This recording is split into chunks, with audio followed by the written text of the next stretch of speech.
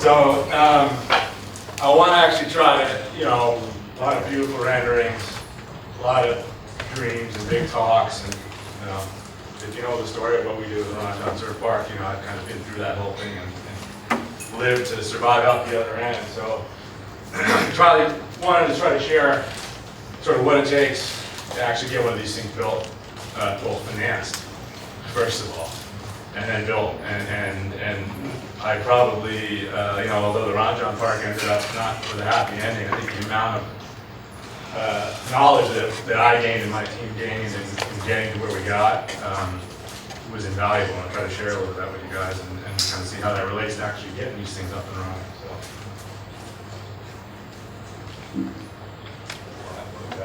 So again, I think it's important, and a few guys through the day have kind of gone through this, is what are we really talking about? What is a surf park, or what's our goal? Because if we already had what everyone considers the right surf park already built, we wouldn't be having this sort of, essentially, this is like a pet rally for making this thing happen. So again, by my definition, I think by most of us here, is the most important thing is a high quality, repeatable surfing way. Consistent. In my book, it's a 6-foot barrel, probably in many of your books also. Obviously not for everybody, but basically until we get a 6-foot barrel that I can go to every day, I'm not satisfied. Equally as important, really more important, unless you're the son of a sheikh in the Middle East, it's got to be economically sustainable. So you got to make that way, but it's got to be able to sustain itself, or the business that it's running in has got to be able to sustain itself. Affordability, okay, I've been surfing Typhoon Lagoon in Florida, some of you guys have, it's been there for 25 years, but it still costs $1,500 for 100 waves there. And all the surfers I know, they do it once every year or every 2 years as a novelty, because it's not something you can do, you can't, you split it with 10 of your buddies, it's still $150 to surf basically 10 waves. So I think it's got to be affordable so they can come back more frequently than every once a year.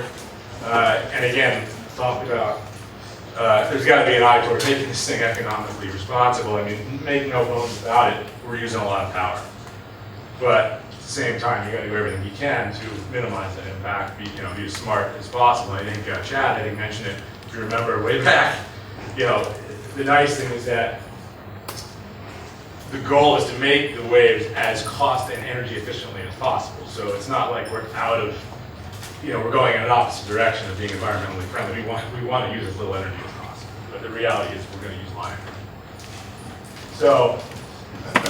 So here we are, right? We're all here. We're kind of like, it's like when you get out of a session at Typhoon Lagoon or at a wave pool, if you guys have all surfed, you're kind of like, oh, that was really fun, but if only, it's so close, but not quite. The wave quality or whatever it is, all these pools, Al Ain, Typhoon Lagoon, Siam Park, Summer Lagoon. That's 25 years.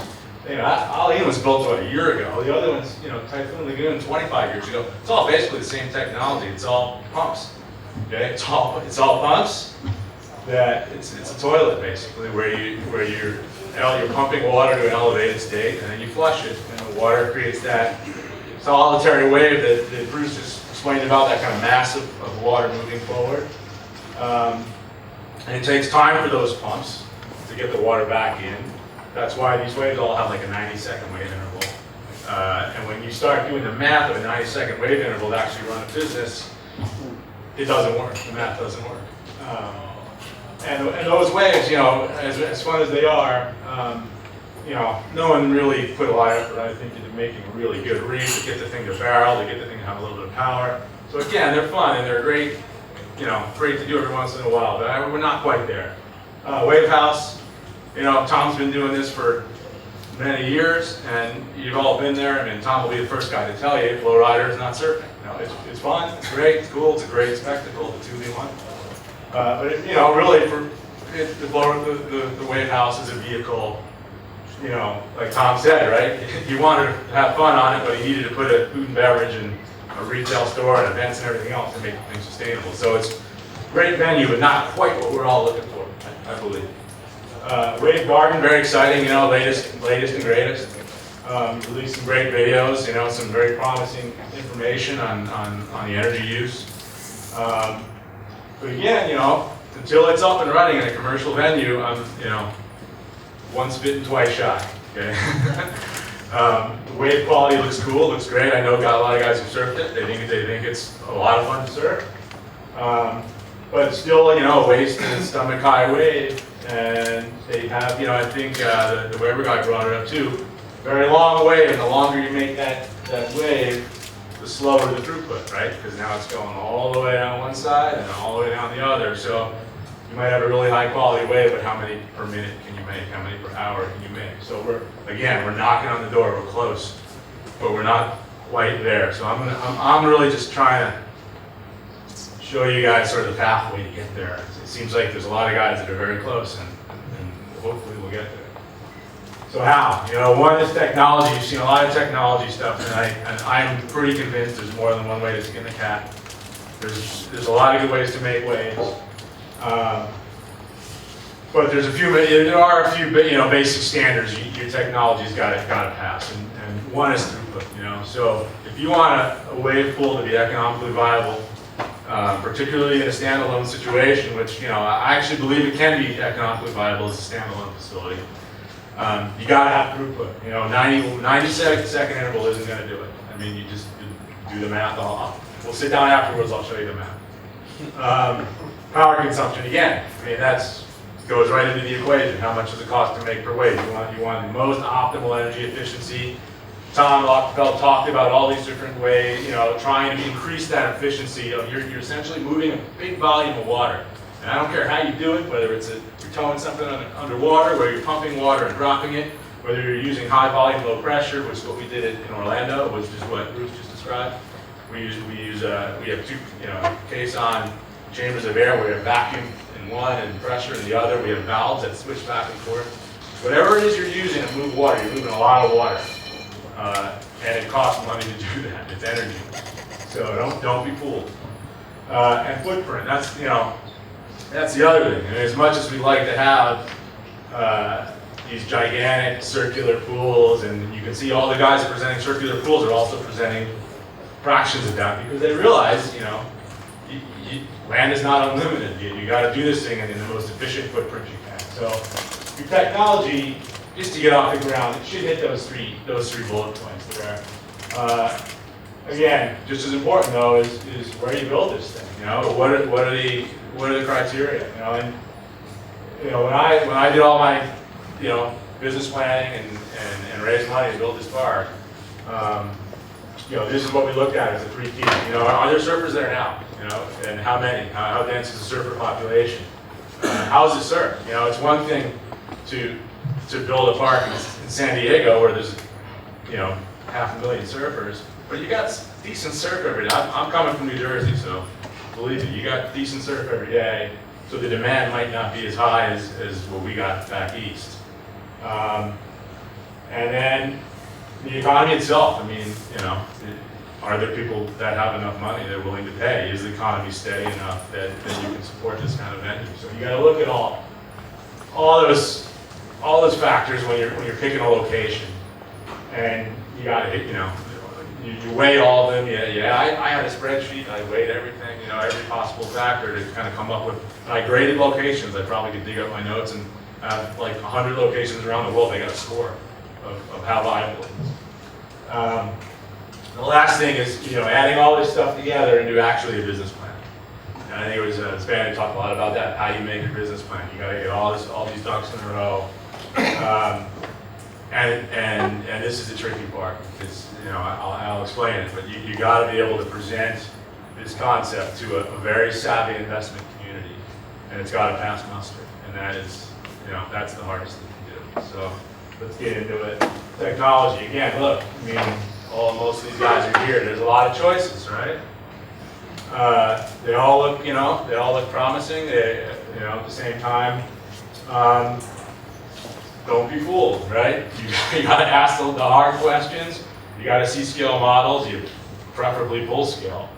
Again, a lot of interesting things, but high throughput at full scale is still not proven. I haven't seen it yet.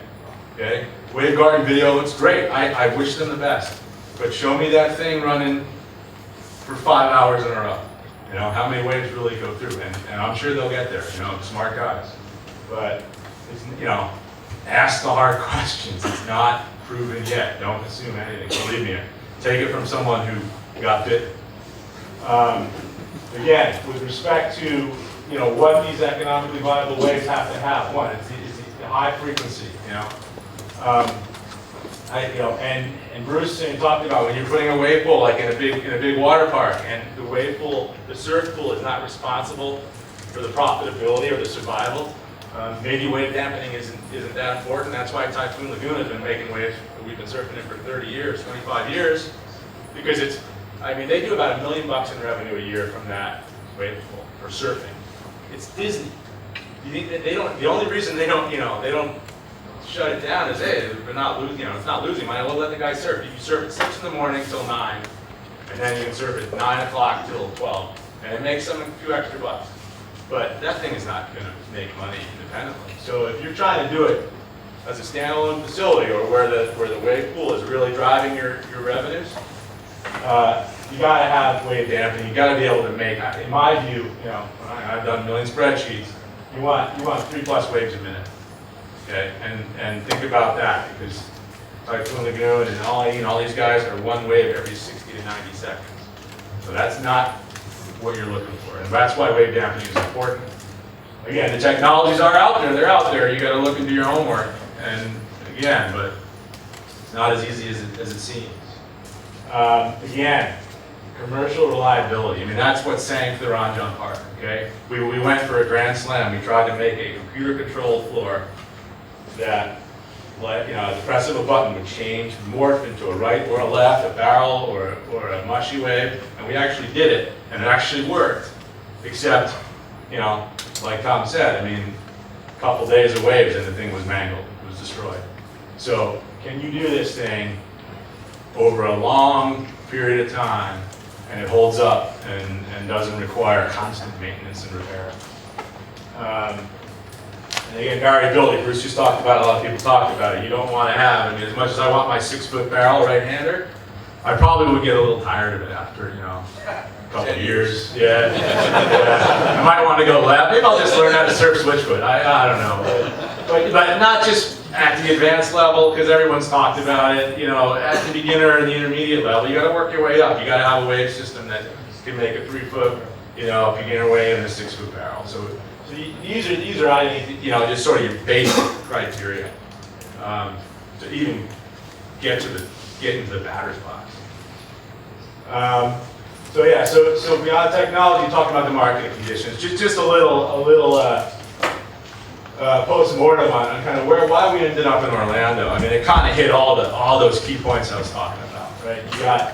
You got a huge population of surfers in Florida. Orlando's, if you know the geography, it's dead middle of Florida. So it's less than an hour to the Atlantic and about an hour and change to the Gulf.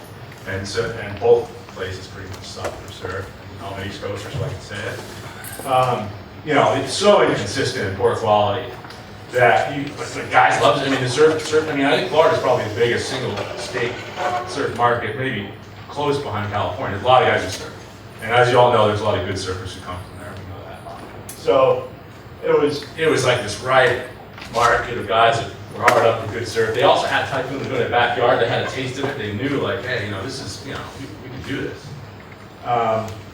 When there is swell, if you ever go to Sebastian Inlet or anywhere else in Brevard County or nearby, it's packed. It's mobbed. You know, and there's money there. Orlando is a prosperous city. There's a huge tourism industry there. There's a lot of industry there, a lot of business there. So we knew there were probably people willing to pay. And the other thing is that it's warm. You know, it's always warm. I mean, even in the dead of winter there, the coldest I ever saw was getting in the 40s, which a surfer from New Jersey, that's tropical. So I'm not, you know, and it wasn't really. Yeah, so we had to wait. We don't have to worry about, 12 months a year. We can run this thing outdoors. And my original business plan for a surf park was closer to home, and I had to put a roof over it, and at X cost. So it was great, just on, according to my basic criteria, it all added up. And then we actually went out and, we did that actual market research that Ben was talking about. This was 10 years ago, and thankfully the internet existed then too. We did a bunch of surveys online. We got 2,000 people that lived we 63% were within 2 hours of the site, so we had a nice targeted base of responses. And look at the age, it's funny, it's not, that the age, surfers are aging, and over half of them were over 25 years old, which means they worked for a living, hopefully, and made money. And they loved to surf, and they also, had to work during the day. They could use it, they want to use this thing at night or before work. They live close enough to make that possible. And then look at we obviously had we reached out to the surfing community, and the hardcore guys are the guys that responded to this, right? Almost half of them wanted to come once, and I put prices up there. It was $75 for 2 hours. How often would you come? And almost half of them said once a week or more. So it was just this pent up demand, which I can tell you to this day is still there, and that's why I haven't quit. And you'll see more of it. So when we got the funding, we raised the money, and we just getting ready to launch the park. We wanted a pre-sale. We had like a membership model, so you had choices. You could be a platinum member, a gold, a silver, a bronze, and platinum member was the guy who was coming more than once a week, and they basically would buy your waves in advance. And it was the cheapest way to get a high quantity of waves. So we didn't ask for money. We just said, hey, pre-register for this membership. Choose what you can afford or what you want. And when we open, this is what you're going to get. So we wanted to get like a waiting list. And we had 6,000 people sign up for these memberships. And in my business plan, I forecast in the business plan that actually got money raised and a pool in the ground. I forecasted 2,000 members. So it's always good to under-promise and over-deliver in terms of your demand. So that again is more encouragement, right, from the market. And then business plan, all right. So here's some old stuff I dug up, as we were getting ready to launch. Your business plan has got to make sense, and I think you've seen a lot of different opinions today about will the pool itself make money, or is it a loss leader for food and beverage and events and retail and rock climbing, everything, all these other things. In my opinion, the pool, and with a lot of the technologies that are now available, the pool can be profitable. In fact, even essentially the technology Bruce is talking about is the technology that we were using in Orlando. Same wave generation system, same thing. And we were able to make 4 or 5 waves a minute efficiently.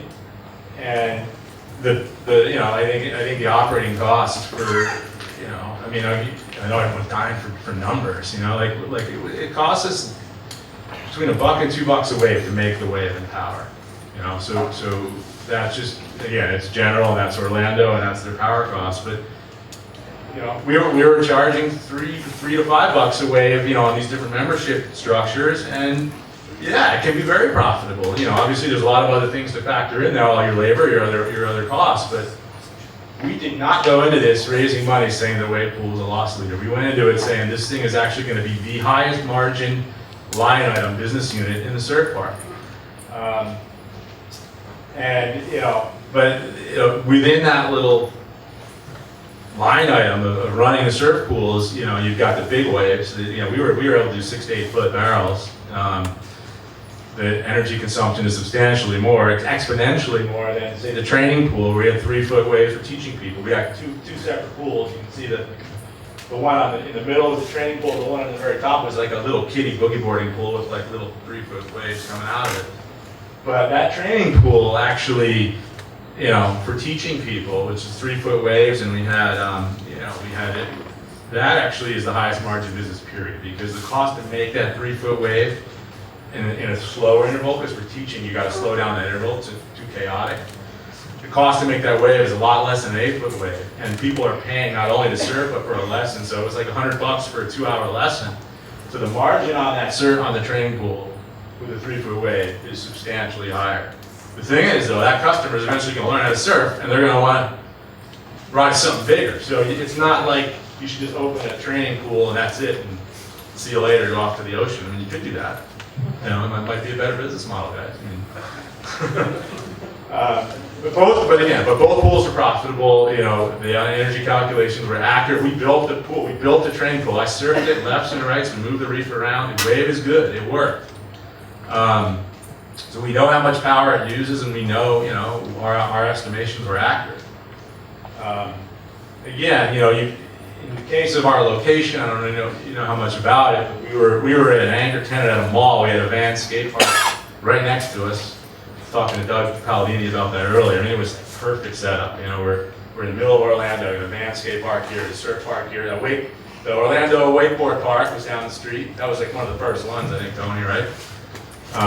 And so we had like the trifecta. It was great. So, you know, we had a mall, so we had millions of people that were already on site. At the mall, there's a Bass Pro Shops, there's a Ron John, and all these things. And so, you know, we kind of felt obligated. We got to build a restaurant now. We got to have Ron John wanted a shop, of course, you know, and we want, oh, what a great place for concerts. All these things everyone's been talking about, all these amenities, you know what that business is. You know what those margins are. It's not a surprise. And so that we were sort of, you know, the project actually grew. You know, originally it was supposed to be 11 million, and by the time, you know, Ron John and the mall operators got hold of it, it became 20 million. And I don't, you know, I don't necessarily recommend going that path. Just a lot.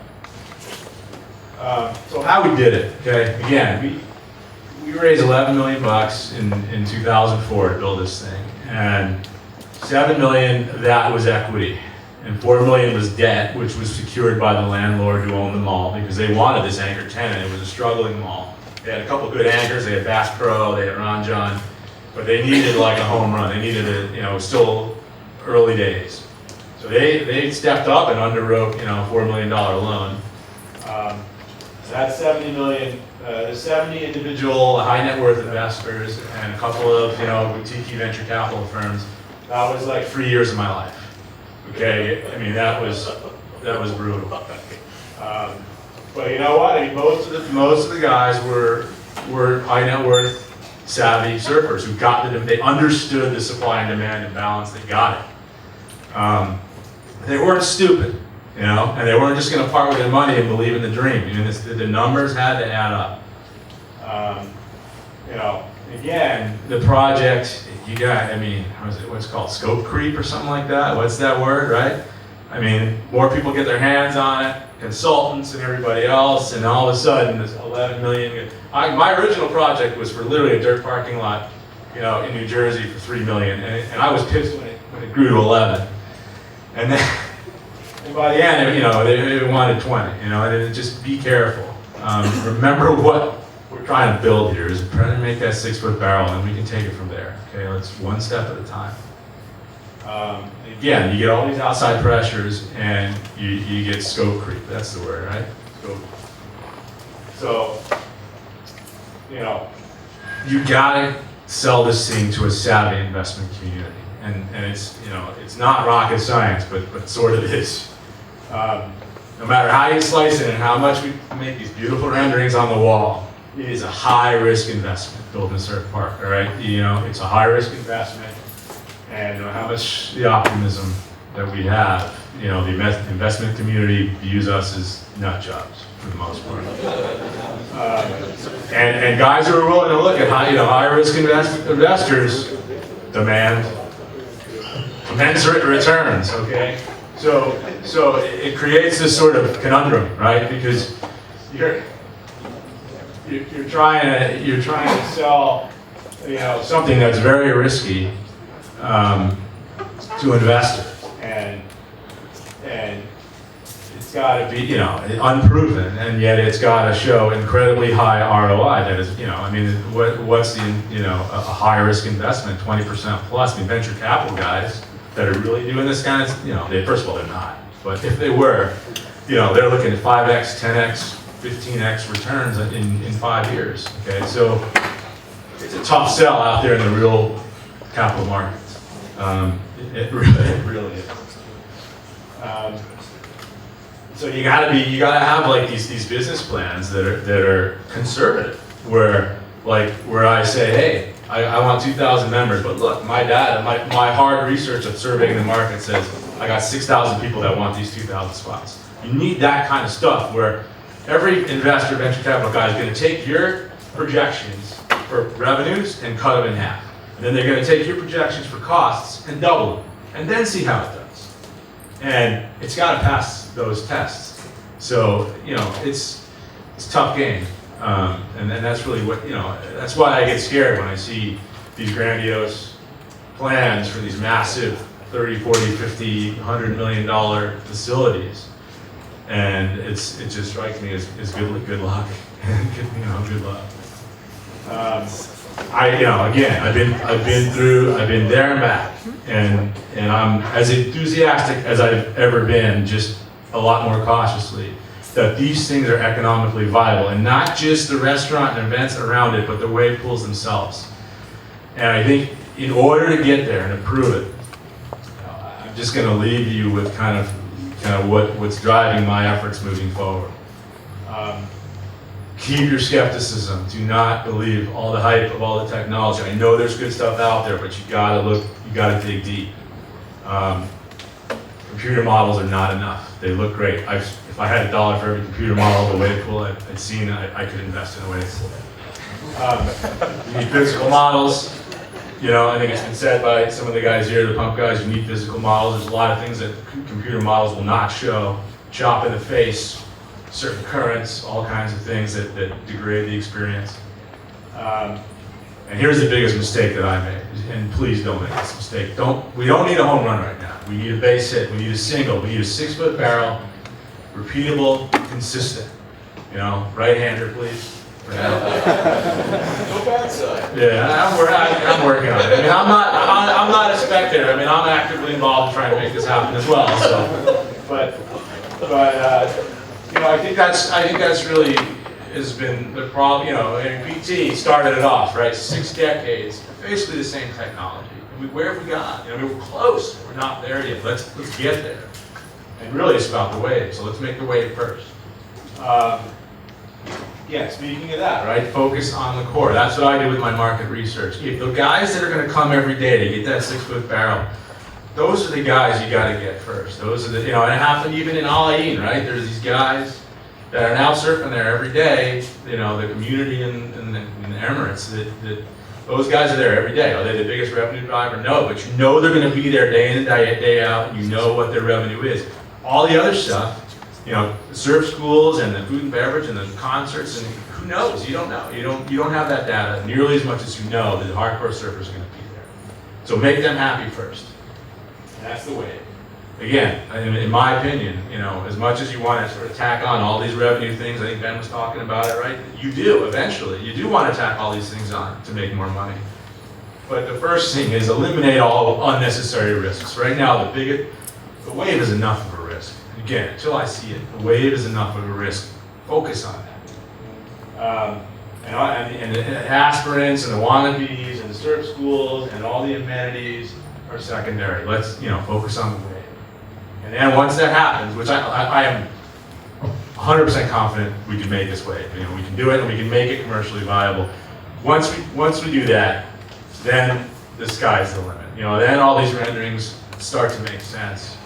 And we can see where this thing goes. I mean, I want to ask Tony a question about the cable parks, because it's like the blueprint of what it could be. You know, I mean, how many parks can this country or this world absorb? You know, what's the capacity? Are they all doing well? Are some of them going out of business? You know, I mean, it's not as simple as just opening it and they will come. As much as everybody likes to say that, you build it, they will come, right? I mean, so there's a lot of lessons to be learned. I would look at that example, because they got about a 10-year, 15-year, well, Germany's got a 40-year head start. Look at that stuff. So that's, I believe that's all I've got. That's all I've got. So, thank you very much.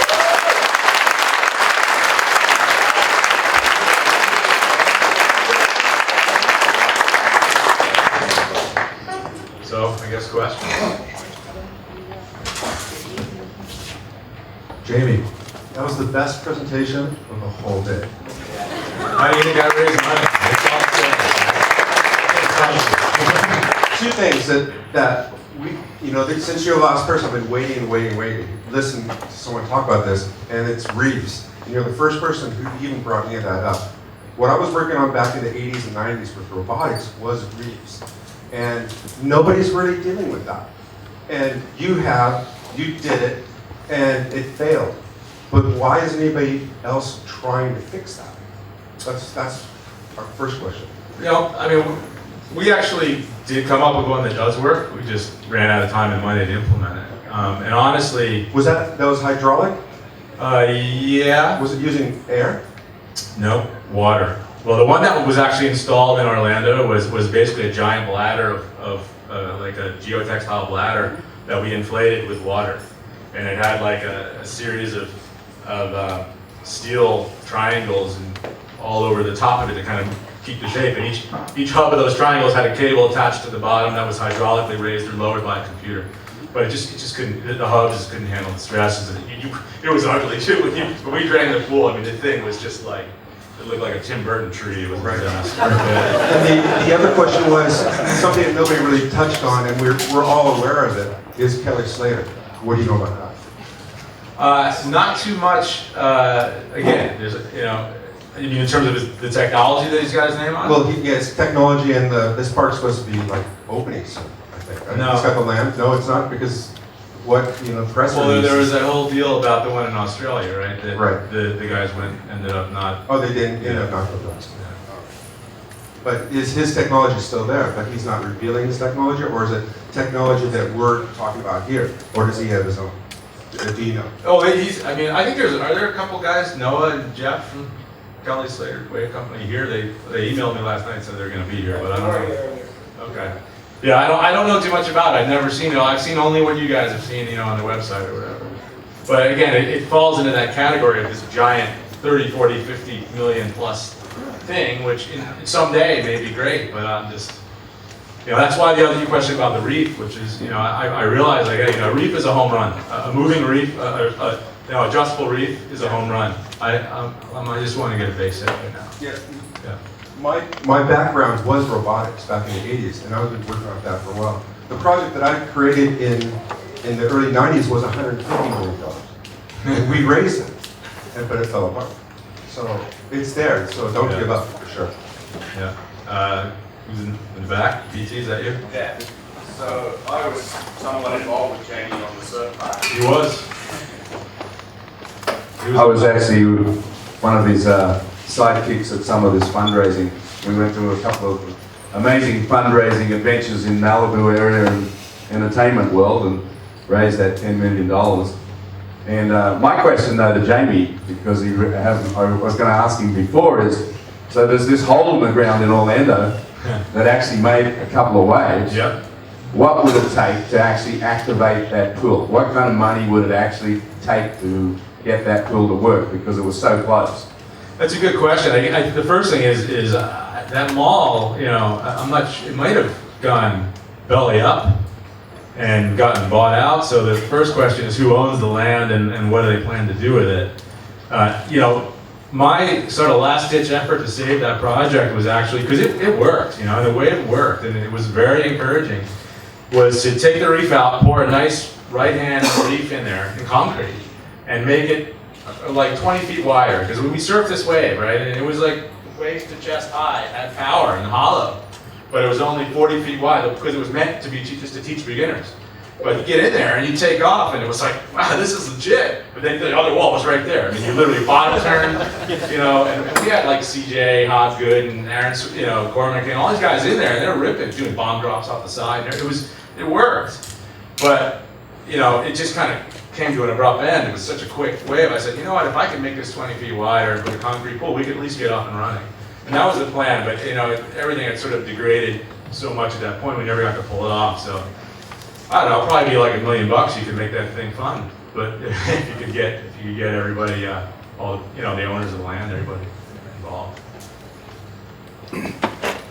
If you had a choice to do a $5 million project inland, center of the country where there's a small surfing community, or to do a $10 million project on a coast, same population both places, but a real surfing community at the coast to draw from, but twice the cost of the project, which one would you do? That's a good question. I'd probably do both. Yeah.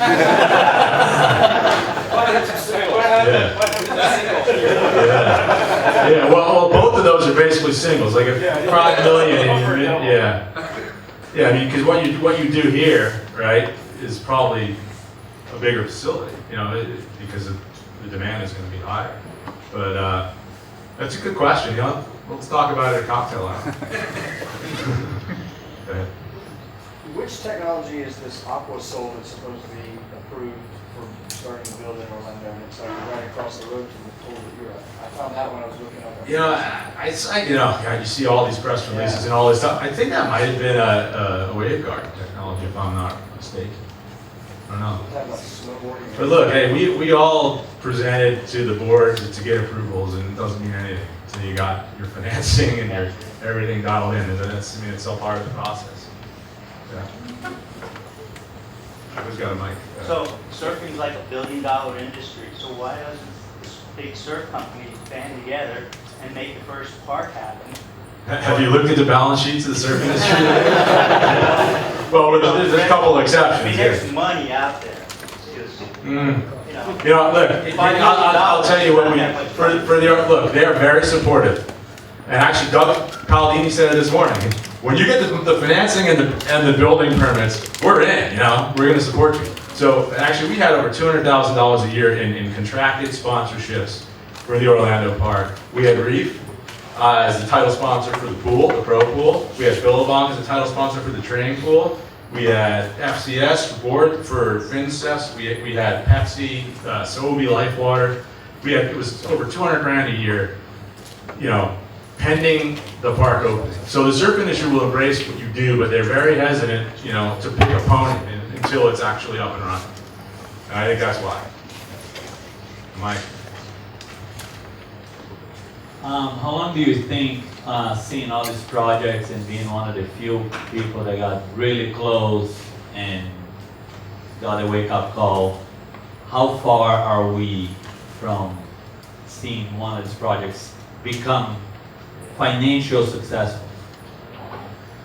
Well, if you look at like what was Ben's definition of financial success was like after 10 or 20 years, right, of operating it, right? But I mean, honestly, the technology is there now. I mean, it is. I mean, so, you know, and I don't want to get too specific because it's not really fair. But you know, I mean, I'm working on stuff. A lot of people in this room are working on stuff.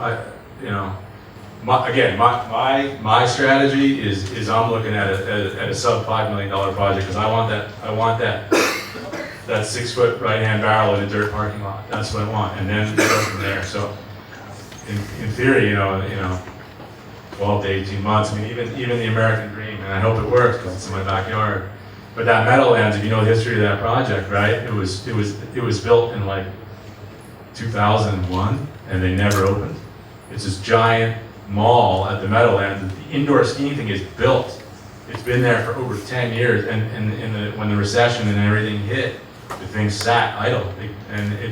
So I think they got a great partner with the 666 or whatever to take it over. They run the Mall of America. They're a huge developer, but it's no easy task. So as much as I want that thing to open, that's not going to be in 12 months. I guarantee you that.